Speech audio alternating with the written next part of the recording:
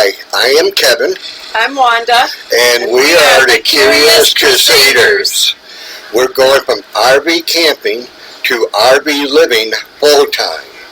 The first parent here, her name is Sylvie. She is kind of shy and not very rambunctious. This one here, his name is Spunky. He is very curious and he tries to get around and gets into trouble. They happen to be our camping companions. Spunky here, he comes along with me quite a bit. He loves camping. And if you like our videos, give us a thumbs up, subscribe and follow, and you always see updates when we do them. Thank you. A couple pictures here of the Painted Desert and the Petrified Forest. This is only about 6 miles away from my property. This is my brother's wife, Becky. So anybody, when we get the property going, they want to go out boondocking out on my property. This is pretty close by. It's a nice scenery out there, and it gives you something to do. It's a big park on top of that. I mean, it's very big. We also got hiking trails out here, and if you buy a pass, you can actually do some boondocking on the Painted Desert area too. So that even makes it nice for people. As you can see, the little washouts in the bottom of the canyon here and everything, but the dirt all changed colors from white, red, pink, and everything. And it's really nice. This is a picture of a hotel that is on the property too. We don't know if it was open or not, but you know, with COVID-19 going. And a couple more galleries of the Painted Desert. Number 5. And this area is down here by Old Route 66 that was actually going through the Painted Desert, so it made it a little nice. They even put a little old-time car out there just to let you, and it even made it look better. But this is the part where Route 66 went through, and they kept a little bit of history that way for it. And if you're down this far, the only thing you do is cross over the expressway or Interstate 40, whatever you want to call it, to get into the Petrified Forest area. But it didn't hurt at all. I mean, it was really nice. They also had a little formation. It was called Newspaper Rocks. As you can tell, there was little paintings on these rocks here, and that's how they were able to pass the news around to each other. So they called it Newspaper Rocks, and it was really interesting to read about. While we were down here, it was really dry, and we didn't see no snakes this way neither.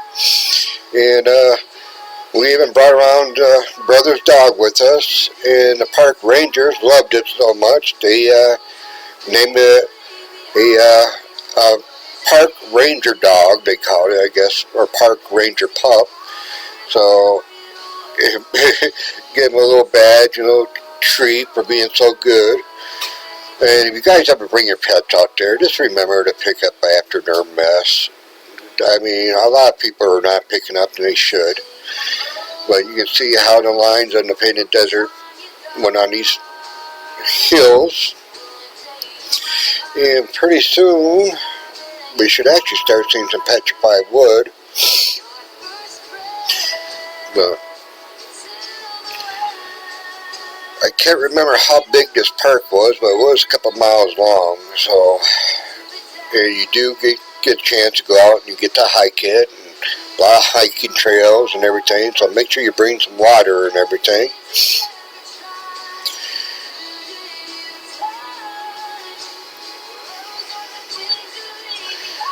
But you can see, you look out for miles and miles, especially on the route they take you.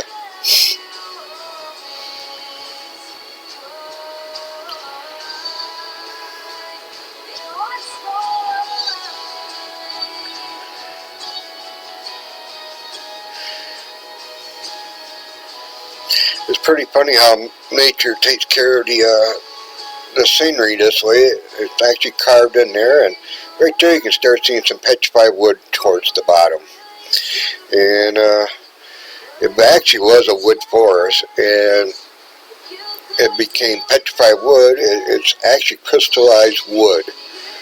There's a little thing on the back here telling you how old it is, and there's a sign out there that tells you exactly how the minerals and everything formed together to make it petrified.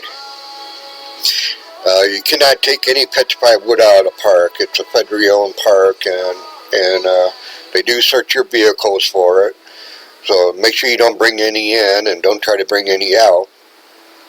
If you do go boondocking on the property, my brother and I, we have been finding petrified wood on our property, and we also found some Indian pottery. I think they would say it was a Hopi Indian, Hopi, I think they call it. So we found quite a few pieces of that, and that was on the land. It would be nice to actually find some arrowheads out there, so maybe one of these days I'll be lucky. But right now we've been just too busy trying to put up the fence around it and trying to get ready for anybody that likes to use the property. And this little bit about the crystal forest or the petrified wood. As you can see, the many different colors in there. There is some nice big chunks there. And that's my brother with his dog. I was actually walking the dog around the park, but my brother insisted that he take his dog for a walk. And yes, we did have our pistols in there. We were allowed to. You're allowed to wear your pistol in there. So it also makes it nice for snakes that way. Just go out and get some snake shot. It's awfully hard to find right now, but snake shot will actually take care of the varmints for you. And as you can see, that petrified forest went out for a long ways. Those are actually big chunks of petrified wood. And you see how it's all nicely crystal right there. And that's my brother's wife standing up next to one, and it's almost her height, and that's a blooming cactus right there. Like I said, don't try to take any petrified wood out of the forest right there. It's a federal park, and they do search your vehicle. You can find some petrified wood in stores around there, but it costs a lot. So, like I said, it made it pretty nice to find it on my own property, and it saved a lot of money. And there is a way to polish it up too, with sandpaper and everything, and you can make a nice, pretty shine on it. And it really brings out the colors. And it tells you all the fabrications, and this is how old petrified wood can be. It can be up to 230 million years old. So I had to put a little slice of article in there for you, just so you can actually see it. We just happened to Google it. Anything this way, you guys understand what you're looking at. But and right here, some old houses they had out there. You can actually go out and explore them. The old Indian houses or stuff like that. And actually, there's more pictures of the hotel on the property, well, in the state game area. Well, I hope you like this little slideshow here, and leave your comments. You guys have a good day now.